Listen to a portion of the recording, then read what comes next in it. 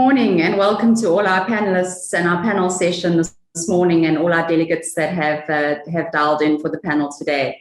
We have a really wonderful, experienced set of panelists from across Africa with us today. Interestingly, all over from, well, not only Africa, we also have from London and obviously myself in South Africa, but also from Nairobi and Kampala. So welcome to all the panelists and thank you for joining us today.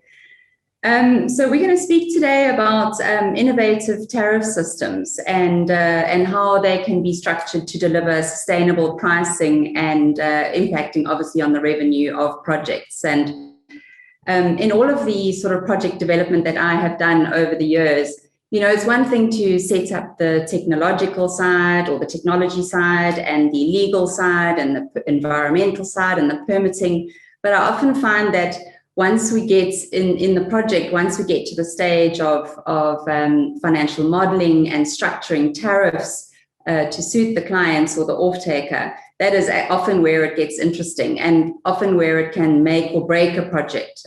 So I think that's a really, really important element that we're going to be discussing today.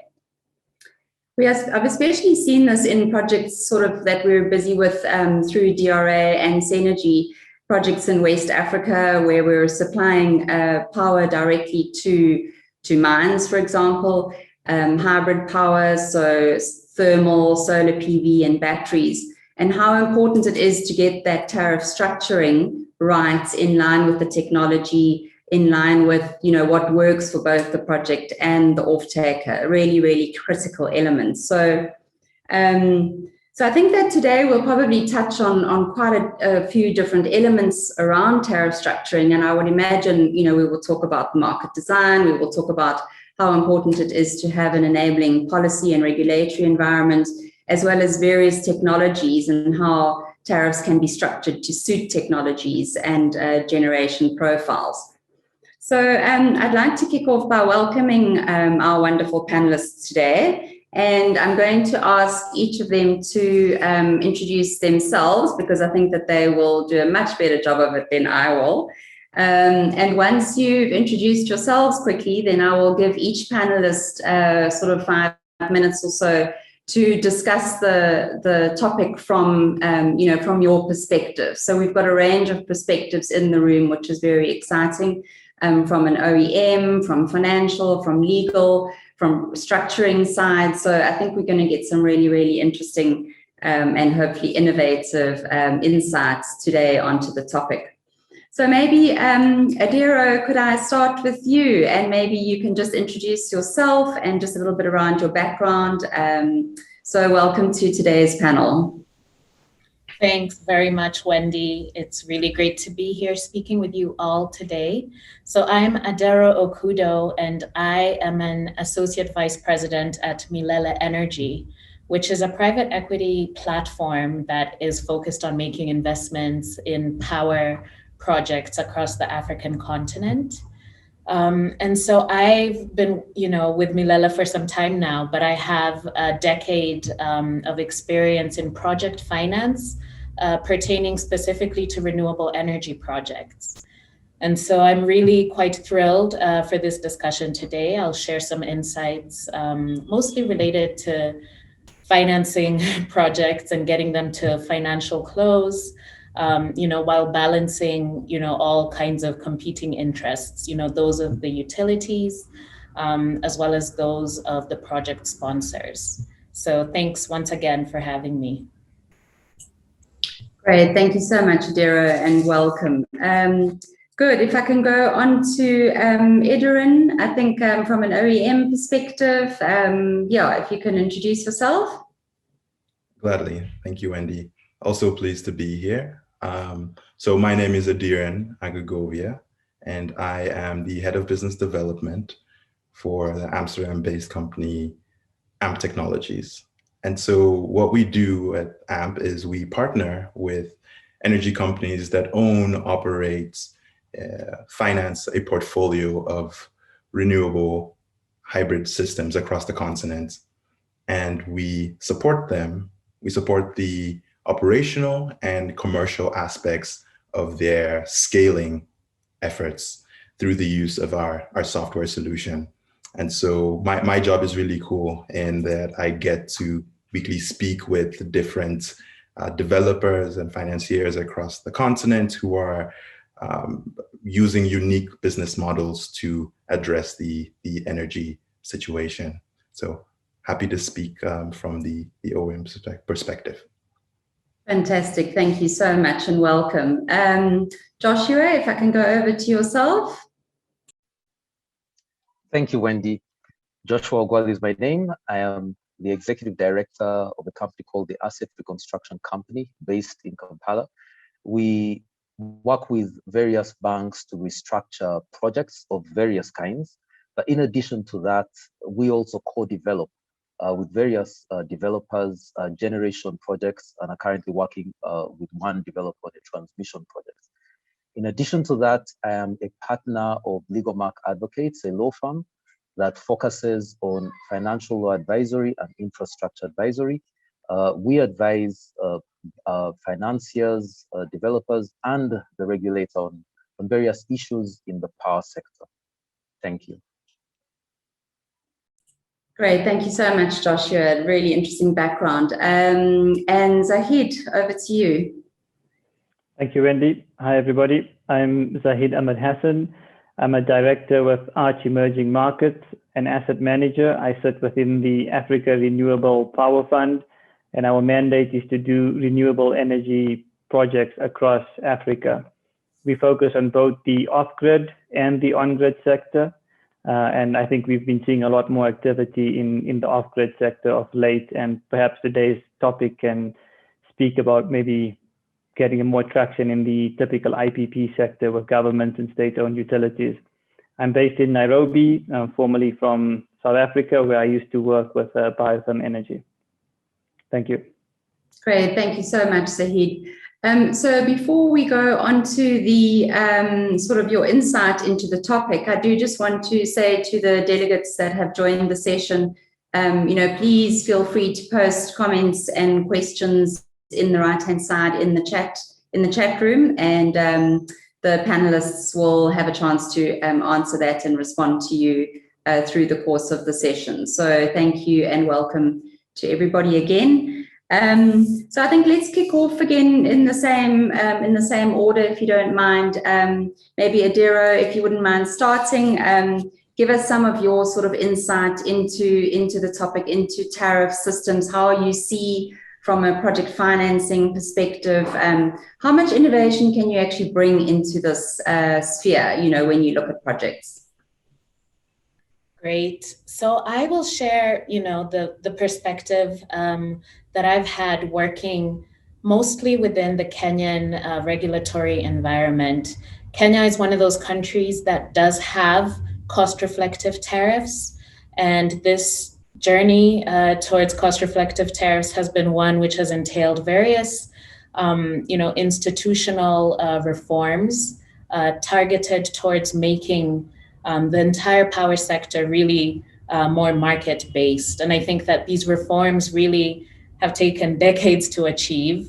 It started in 1996 when the IMF and the World Bank withdrew donor funding towards the power sector, based on the suggestion that, the power sector needed some reforms to take place. There was a lot of corruption going on. The subsidy was being misused. And so that really initiated a wave of reforms that have really catalyzed, the journey towards tariffs becoming cost reflective. And so a big part of that was the unbundling of Kenya Power, which was, the generation company, but it was also in charge of distribution and retail of power, as well as regulation, which was kind of why so much corruption was taking place, because, the generating company was also regulating itself. And so, regulation was entrusted to a new body that was established. And really since then, there's been a big shift, towards vertically unbundling the power sector. And so Kenya Power became focused on just transmission and distribution and liberalized, generation. And so we saw, IPPs entering into the sector. And really, Kenya is one of those countries that has had a long history of experience with IPPs. At the moment, I believe we have about 15 IPPs that are operating, and most of these IPPs are operating profitably, which really is a huge achievement, within this regulatory environment.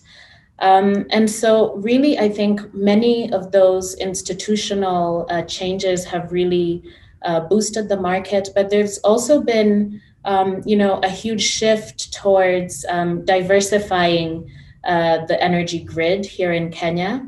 And this really has been another huge catalyst, towards achieving cost-reflective tariffs. Over a decade ago, hydropower constituted at least 60% of the power grid. And hydro is susceptible to droughts. And we've experienced several droughts, over the last 10 years. And so these really were causing huge fluctuations in tariff pricing in the Kenyan market. And whatever, hydropower wasn't accounting for was being accounted for by thermal power generation, which also is susceptible to international oil price fluctuations, and really was also part of the reason why, power prices were so high, and full of just lots of variable costs as well that were fluctuating up and down. And so the government identified, that a key strategy towards, bringing down that levelized cost of energy would be to diversify the grid. And so there's been huge, changes. At the moment, actually, most of our electric power is generated from geothermal. And so geothermal really is, the big baseload power source here in Kenya. And that has been a really positive change and is one of those things that I think the Kenyan consumer was hopeful that, with the introduction of geothermal resources, as well as wind resources, which have also been added to the grid, the consumer was hopeful that the price of power would come down. This huge geothermal injection happened in 2016, and prices decreased for just about a year. And then the next year, tariffs were back up again, and people were confused because the strategy to diversify the grid was meant to, really bring down the cost of power. So that's been a big question in the minds of consumers, and I think that the government has responded to that by saying that, there's been more droughts. We still have hydropower as part of our grid, and these droughts are what have increased that FCC charge within the tariff pricing component. So I think that the Kenya situation is a very interesting one. The Kenyan government has made several reforms, and these reforms really are what we're told that you need to do in order to bring down the price of power. But Kenya still has one of the highest tariffs across the continent. And so it raises a lot of questions, and I think it raises questions for other, nations as well that are, interested in diversifying their energy mixes. With Kenya being one of the most diversified grids on the continent, why is it that we still have, rocket electricity tariffs? Thanks. That's really, really interesting, and from a Kenyan perspective, thanks very much for that insight. Maybe we can go on to yourself, Ediran, in terms of from an O&M and sort of a technology perspective. How do you see, so Adira has spoken about the different technologies. How do you see sort of the technology influencing pricing and, trying to get to those cost-reflective tariffs? Yeah, very, very important question. So what I hear with that question of how innovation, use of new technologies can help, I hear, if I'm a developer, say in the middle, how do I align the willingness, ability to pay of the African consumer with the commercial expectations of the shareholders? And how can technology help me to do this? And so assuming the developer has done their due diligence, they have the competence, credible off-takers, and now capital, it comes down to their operations. And so technology should help make their operations as efficient as possible. So the perspective now as a software solution company, businesses that develop these technologies that are helping the developers, we need to be thinking fundamentally, how can I do three things for these developers? Reduce costs, save time, and increase revenue. And very importantly, in this African context. So if I wanted to just say, we'll just look at the saving time. You know, as Adero pointed out, you are having diversification in the energy at these sites. And even the panel before this, talking about how there's an increase in hybrids. And so at these sites, you are having not just PV, but you are having batteries and you are having diesel generators. And that's not even taking into account the ancillary equipment at these sites. So the radiation sensors, the smart meters, fuel level sensors. Essentially, you just have a lot of technology at these sites. And so you have data that's sitting in different pockets. You also have equipment at the site that is very relevant to the overall operations, but has always been offline. And so when you are able to bring all of this equipment at one site, and then you're able to do this for your entire portfolio, you get a kind of a visibility into all your operations, and you are able to improve efficiency. And so you're able to save time in terms of the visits to the sites. You know, you have quite a few companies where you have equipment that is offline. And so the only way to find out the readings is by sending someone all the way out to these remote locations frequently to take pictures at the sites. You have visits to sites by technicians that are overqualified for whatever problem they're trying to solve. You know, somebody nearby could switch that button off. So you get visibility into the whole portfolio to identify these different issues.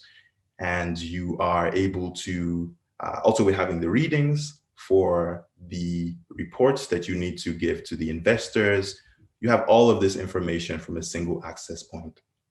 And so I've just talked a little bit about the saving time. You can have the costs and the revenue part, but essentially, when developers are able to leverage these technologies, they can really increase their margins. And actually, we do have quite a few developers on the continent that are doing this so well that they are able to provide electricity at tariffs that are below what their customers are currently paying or were paying prior. So that's my opinion on this. Great, thank you so much. That's really interesting. And I guess it's critical to incorporate those elements into the design part of the project, you know, and it's not just an add-on at the end, it's actually a design element in order to structure the tariff and get the best out for the project and obviously the client as well. Certainly. Great, thank you so much. Joshua, maybe you can give us your perspective from a very interesting role in terms of sort of taking assets that are perhaps not functioning well or stranded and obviously restructuring. I mean, really interesting. What are you seeing in that space? Thank you, Wendy. Fortunately, and I hope this speaks positively for the Ugandan environment, the assets that I have restructured do not yet include an asset in the power sector, so that's a good thing. Many of them have been out of the power sector. But just giving you my experience from the Ugandan perspective, our experience has been somewhat similar to what Adero mentioned regarding Kenya. Our move as a country towards a more market-based approach towards our power sector really started with the unbundling of what was then the National Electricity Company, the UEB. Basically, it was broken up into three segments: the generation company, transmission, and distribution. On the generation side, there was full liberalization to ensure that private parties could come in and play in the space. Transmission was left in the hands of the National Transmission Company, which is effectively the grid system operator. And the reason that was done was to ensure that government can effectively underwrite purchases of power from the IPPs that play in the generation space. The distribution space was concessioned, and the reason for that was that it was found necessary to ensure that there was absolute efficiency on invoicing and collection of invoicing and ensuring that the money comes into the sector. So that was given to a very efficient company, Umeme Limited, which has been operating under concession for about 15 years now, and they're currently renegotiating for an extension of their concession. Now, one important aspect of this unbundling is that it triggered the creation of an electricity regulator. And the principal purpose of this regulator is to manage the tariff structure of the industry, ensure that all the costs that come up from the various segments are actually reflected into the tariff, but importantly, ensure that it balances between what is coming from the investors in the various segments and what is affordable by the consumer. Obviously, this means that that there's a lot of push and pull between the investors and the regulator, and we've had some interesting litigation that has occurred, particularly on the distribution and generation side. Distribution more so, with respect to tariff. Now, the reason is, under our law, there's a clear right that is given to the players in the sector with respect to having their costs, the full extent of their costs, reasonable costs reflected in the tariff, and their ability to generate a reasonable return. But they have got to justify the reasonableness of those costs, and that's really where the push and pull comes. I mean, are these costs reasonable? You may have incurred them, but is it reasonable for you to say, throw into the tariff the cost of AMG Mercedes Benzes for your CEO and senior executives? Is that reasonable? So that's the kind of discussion that is usually had, and has from time to time resulted in some litigation. That having been said, there is still a large level of predictability with respect to the manner in which the tariff structure is set. What our regulator does is, on a 3-year basis, they set out a tariff schedule which gives indicative figures, particularly at the IPP level, the generation space. There are indicative figures of what you will get as a tariff if you invest in that segment, depending on the size of your investment. If it's going to be up to 5 megawatts, you know what you're going to get, per kilowatt hour. If you're going to invest above between 5 and 10, there is an indicative price. If you're going to do 10 to 20, indicative.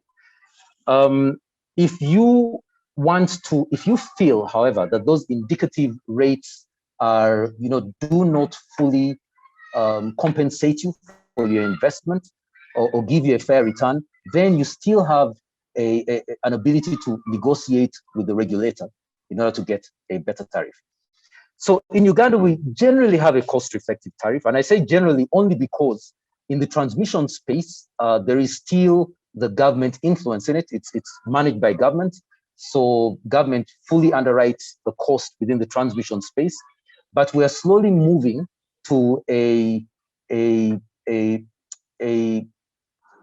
we're moving to have IPTs come into the transmission space. So that's bound to change in the next 12 to 24 months. One of the transactions that we're currently working on in the ARC is working with a developer who's looking at investing in the transmission space. There's a lot of discussion that we're having with the regulator, with the government, the Ministry of Energy, and with investors with respect to having this project take off. Thank you. I hope that's enough for now. Thank you. Great. Thank you so much, Joshua. That's great insight, obviously from Uganda. Zahid, in terms of your experience and what you're seeing from sort of the business development and investment side, do you make investment decisions, or do you have an opportunity to sort of influence tariff structures, or try and incorporate innovative structures, or are you, how do you see it in that space? Thanks, Wendy. I think, when it comes to sort of cost reflective tariffs, I think, one has to look at, what are the government and the state-owned utilities actually paying for power. Most of them have entered into sort of take or pay contracts that are dollar-based, which is needed by investors. And at the same time, I don't think there has been significant growth in actual demand of power across a lot of these countries. So there are instances where, a country is buying X megawatts of power, but, the demand for it within the country is only maybe 70 to 80%. So where that leaves the government is, they're paying for a lot more power on a take or pay basis than they actually are receiving revenue for, which, over time means they need to recover more cost, which indirectly means, there is tariff increases from both a FX point of view and a balancing of their accounts.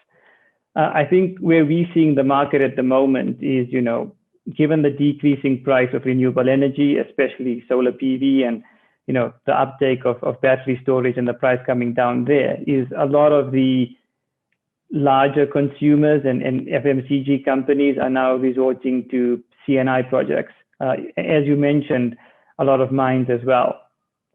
I think this is one way of, the end consumer potentially obtaining a cost reflective tariff into their own hands, whereby, they know solar PV costs X cents, they're paying a premium to that based on the power from the grid. So if they can displace a portion of their power through installing their own C&I solar PV project, that's the way people are going. And I think that does create a bit of a vicious loop with the state-owned entities, because they now have a further decrease in power as more and more consumers, go down the C&I route. So what's been happening and what we've been seeing is, further regulation occurring within the C&I sector, which is potentially going to slow down the uptake of projects. And, I guess one needs to decide whether that's the government trying to slow down C&I uptake or just, regulate the industry more tightly. I think, from an innovative technology point of view, I think if somebody comes up with a good business model, they're going to want to, offer that saving to the client, right? To basically be awarded the project. So at the end of the day, I feel the seller is always going to be, having their returns marginalized, as the competition in the industry also continuously picks up.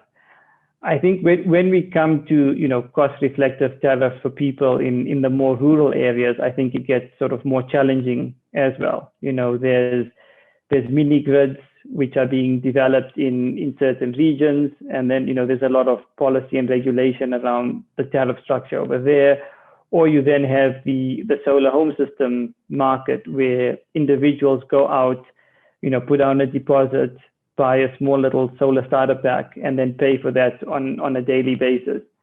And, we've seen, through some of our investments that the technology in the solar home system space now affords people to get a satellite TV. We've seen some companies come up with a refrigerator. We know there's possibly further technology improvements that may come down. We're seeing it on the irrigation side, through, some of the farming measures.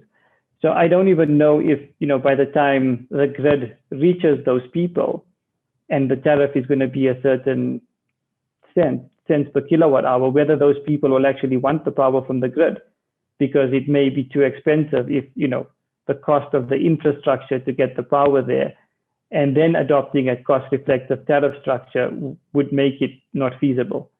So I think it's pretty interesting to see where the market is going.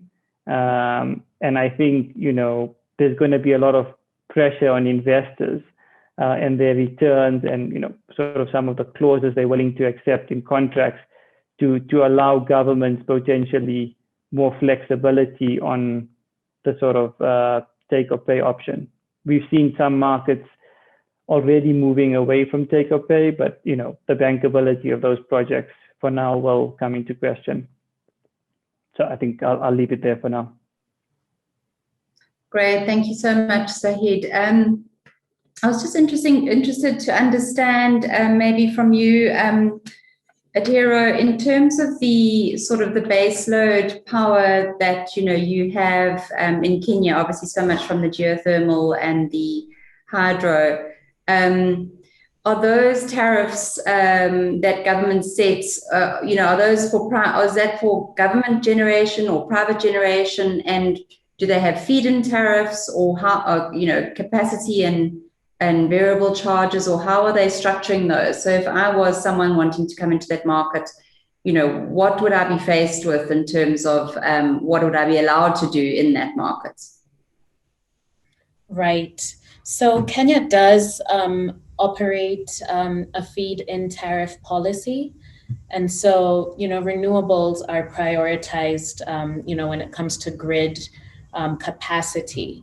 And another interesting thing to note is that KenGen, which is the government-owned generation company, is actually 40%, private. And this has been another key reform that was, implemented a few years ago. And so really KenGen operates on the same tariff structure as private generation companies would. And so currently, the geothermal capacity that we have in the grid, that has been generated by KenGen. There's, other fully independent IPPs that are also in the geothermal space. Some of those projects will be coming online, within the next 5 years, but they're not online quite yet. And so for private investors who would be interested in, Kenya's renewable space, the feed-in tariff policy has been implemented and it is working. Renewables have been prioritized, also just within the whole policy direction of the country. By 2030, the government is aiming to have a 100% renewable energy grid. And so really there's a lot of political support for renewable energy projects. And, renewable energy projects have been operating at a profit within the market, despite, the lack of subsidy of any sort. And I mean, maybe just a question to all of you, but on a real sort of blue sky, certainly for Africa, do you think we'll ever get to a point where on the grid, sort of like countries in Europe, a buyer can go in and select a renewable energy power instead of baseload power and is willing to pay a premium for it? How far off do you think that is? I mean, it is being implemented, elsewhere in the world, but it seems such a jump. But I often say, we need to not necessarily follow the same path. Those technologies are there and we could do them. Do you think it would be something that sort of our environments or Africa's, environments would look at? And B, do you think that those sorts of innovative tariff structures, do you think there would be people that sort of would find that valuable in order to be able to select what type of energy you're buying in your own sort of household or in your corporate, purchasing policy, let's say?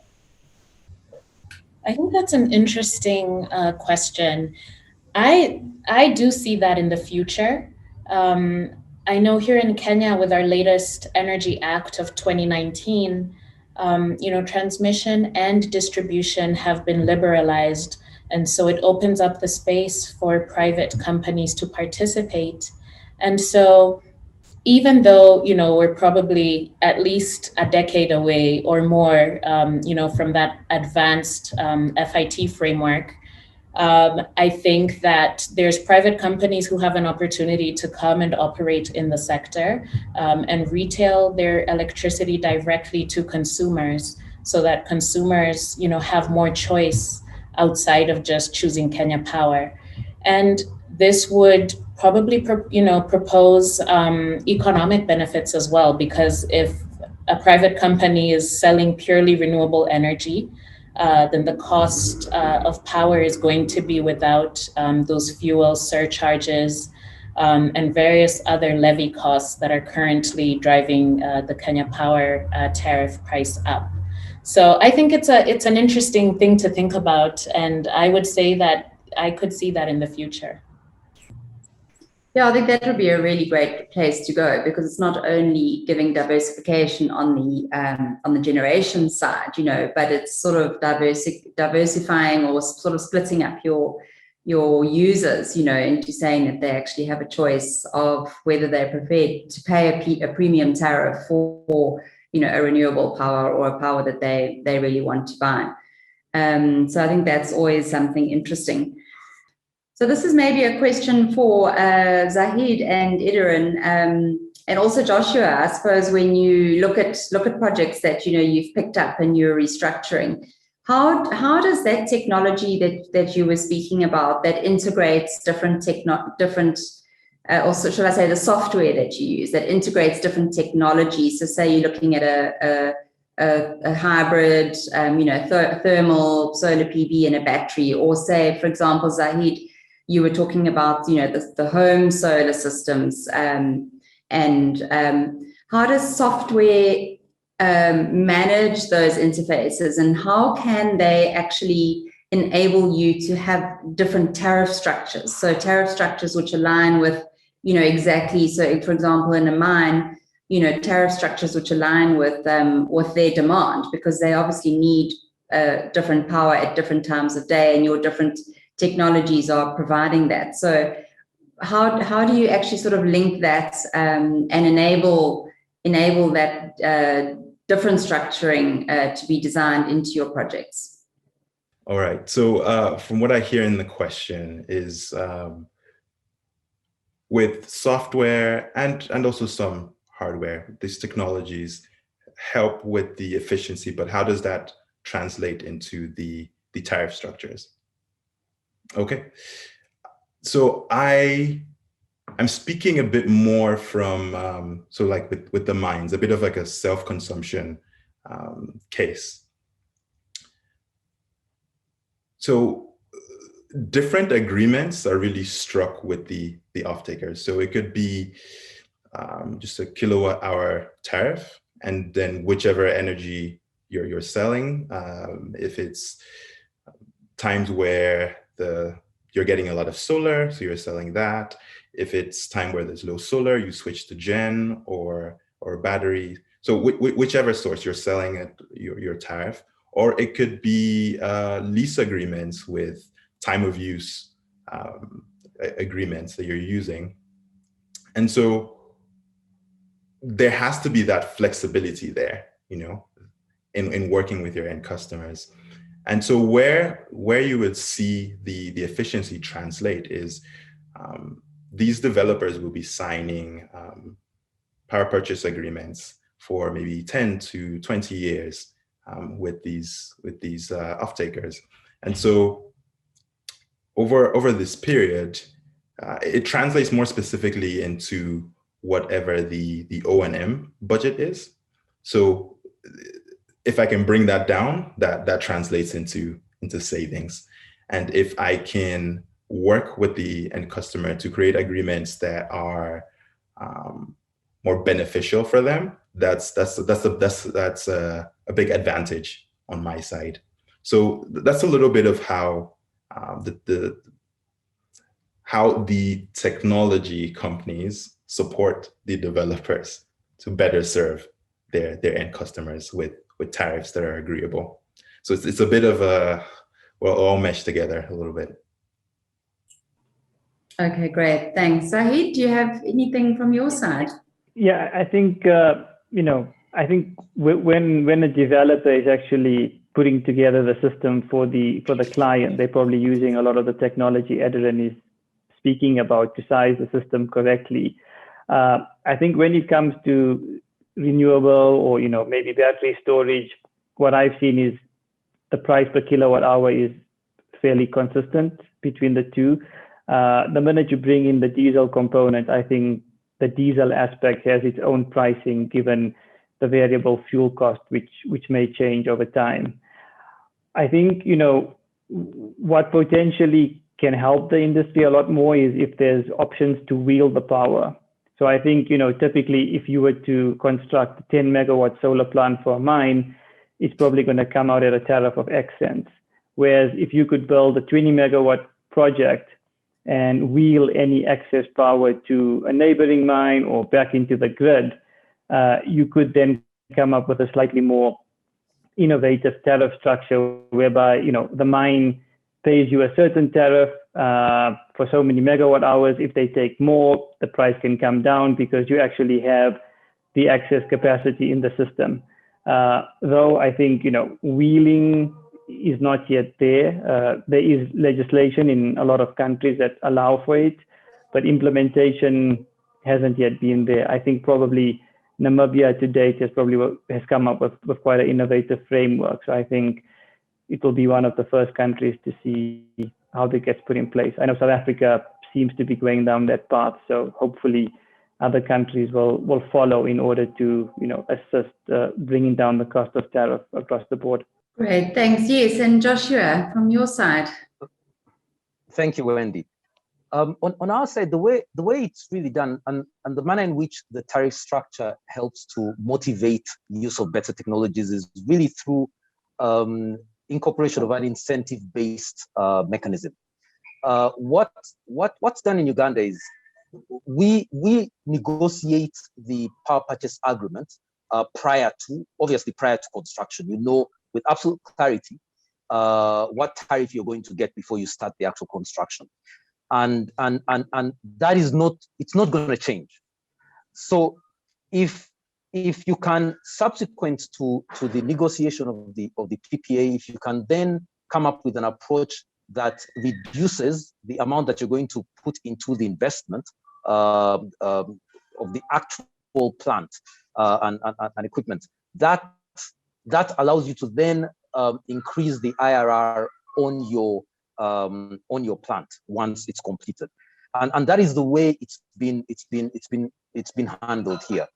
I'll give an example.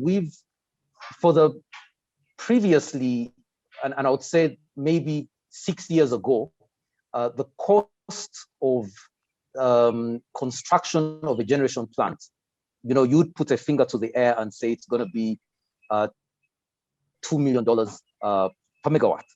Now, because of the improvement in the approaches of putting together these plants, it can go as low as 1.5 or even 1.2 in one project that I'm working on with a colleague. It's actually getting down to that level. So that is the manner in which the interplay between the technology used and the tariff structure comes in, at least in Uganda. Thank you. And are most of those, Joshua, in terms of the Ugandan environment, are most of those tariffs structured around per kilowatt hour, or are there sort of time of use tariffs or capacity and fixed and variable tariffs? What is sort of the standard there, and where do you think that it is there consideration for alternative tariffs and in your environment?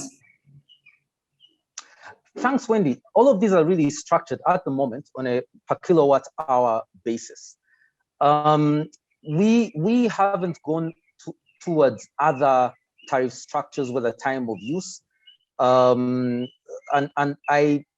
quite frankly, because of the current push towards ensuring that we first have as much access as possible to electricity across the country, it's likely that we are going to maintain an approach of a per kilowatt hour, because that for the moment seems to encourage generation investment in the generation space and in the transmission space as well. So that seems to be the approach. I don't know if you, on the capacity, I don't know if you're talking more about around the take-or-pay approach. In Uganda, what has happened is, in order to drive greater efficiency in the sector, we've actually removed the take-or-pay, which here was called the deemed energy. Obviously, that creates a bit of a problem in the sense that some financiers are less willing to invest in the sector. But what has happened is that it's caused the developers to take a keener eye on various projects, and they try to align their development of the project with the extent to which the grid is growing. So you align the development with the growth of the grid and with the impact of your project on the grid. And that is something that so far is working with the first couple of projects that have been invested in, even after the take-or-pay approach has been removed.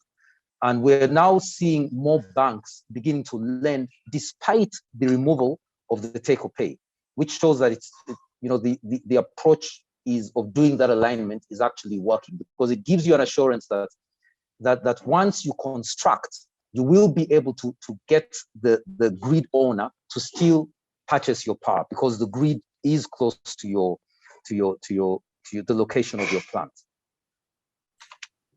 Great. So I think that probably leads me on to another question. And, we've spoken about the reforms in the various countries that are taking place, and certainly we expect it here in South Africa. And often, we speak about the really big projects, but what about, tariff structuring, and what about, generation? And Zahid, you touched on it, the sort of the home solar system and people putting, having their own small generators and feeding back into the grid, and using innovative things like blockchain technology and things like that. Do you see that sort of as the next wave of, of projects? And do you think that that's something that could take off? Because again, we do see it in sort of Europe. And if the utilities don't always have the capacity to install the generation, or perhaps people at home can do that and feed it back onto the grid. How sort of open do you think our utilities and governments are going to be going into the future to look at those sorts of market structuring? I think it's definitely the way the market should go. I mean, I think if you look at net metering, and I know South Africa and one or two other countries, the challenges that it took to actually get net metering regulated, it's not going to be easy. I mean, I think any sort of business model which is innovative and potentially takes revenue away from the state-owned entities and the key utilities is always going to be challenged initially, until such time as the utilities have no option but to accept that this is the way the market will go. So I think it will happen. It won't be easy, but it will take some time. I think there's still further issues that need to be resolved, potentially making sure that there's adequate supply in the system first before we get to that stage. But the sooner it happens, the better, I think. Any other countries that we may be seeing it in? I mean, do you think it would be something that Kenya or Uganda will be looking at into the future, sort of smaller scale generation feeding onto the grid, or do you think it's just too much sort of admin and too difficult to manage? I think, for Kenya, KPLC, the power company, actually launched a pretty interesting RFP where they were, trying to get interested developers to build a solar PV project. And the intention would be that, KPLC then sells that power on to consumers directly. I think obviously knowing that the cost of that solar PV project could be cheaper than what some of those users are paying currently. So I think we're seeing some countries and some, governments and markets trying to adopt innovative practices. So hopefully more to come, I think. Yeah, and I think it's I think with a lot of the self generation and over the fence generation that we're seeing, I think it's sort of starting, giving a sort of a platform for the innovative tariffs to come in, which will maybe then will be adopted, into sort of the utility or the larger scale space. So I think it is a really exciting space to watch. I suppose maybe just as a wrap up question would be, in your space or each of you in your space or in your area, where would you like to see it going, in terms of structuring, and things do change sometimes very fast and sometimes very slowly, but sort of if you could say, well, what you would really like to see in your area, in terms of, innovative tariff systems to enable this space, what would sort of be your, top wishes, let's say, or your top visions for the future? I'll go first. From my perspective, I think that tariffs really have, three key objectives, which are financial objective, but also social, objectives. Here in Kenya, the cost of electricity has just become too high for a lot of residential customers as well as business customers. As Zahid pointed out earlier, there's been lots of industrial customers turning towards generating their own electricity. Last I checked, I think at least 30 megawatts of power was being generated, off grid by industrial customers from both solar and geothermal sources. And so there's a shift that's happening. And the big question for Kenya Power is, how can they continue to provide power, affordably within an environment where companies are generating their own power, companies are moving their headquarters to neighboring countries such as Ethiopia in order to benefit from lower tariffs. And I think that there has to be some innovation that will take place. Some of these changes are macroeconomic, but within the tariff structures themselves, it would be good to see things such as VAT of 16%, being removed. I know the government will have to be creative about how they, plug the gap, and hopefully it's not, burdened onto the Kenyan citizen through other ways. But these are big economic questions, that really should be considered at this stage. And there's other levies within the tariff structure as well, which are also questionable, and I think they need to be revised. There are automatic pass-through, mechanisms within the tariff structure, so that every month, things such as inflation are accounted for. And the way the Kenyan tariff system is set up, it's reviewed, every 3 years. And so that also really is driving up the cost of projects. It presents an extra risk to be covered in project financing power projects. And so there's room to innovate in that area as well. In developed markets, tariffs are reviewed perhaps every 5 or 6 years. And so it provides some additional comfort for the investor. So really just, taking a closer look at what elements of the tariff are absolutely necessary, and which ones could kind of be unburdened, off of the end user. as well as looking at mechanisms to de-risk, the tariff structure and review process. This could also drive the cost down of financing power projects in the region, and ultimately, drive down the end user cost of power in the region as well. Thanks. Great, thank you, Adero. Joshua, would you like to go ahead? Thank you, Wendy. That's a very good question. In Uganda, as I'm sure is the case in several other sub-Saharan countries, the challenge is really being able to develop a tariff model that motivates an investor to put money into the sector, any segment of the sector, and at the same time keeps the tariff affordable for the consumer, and that's really the critical balance that needs to be struck. From our perspective, from the Ugandan perspective, what the government and the regulator are now really looking at in the near future is trying as much as possible to drive up consumption. The tariff, the price, like price of any other economic good, is really the quotient of the cost and the units that are consumed or sold, and that's the same case with power. If you have more quantities, more units being consumed, and this obviously would be largely driven by greater industrialization. The small consumer normally then taking so much in terms of power consumption. So it's normally a lot of those factories, industries, whether in the rural areas or urban centers, those are the things that drive up consumption and which will therefore bring down the tariff.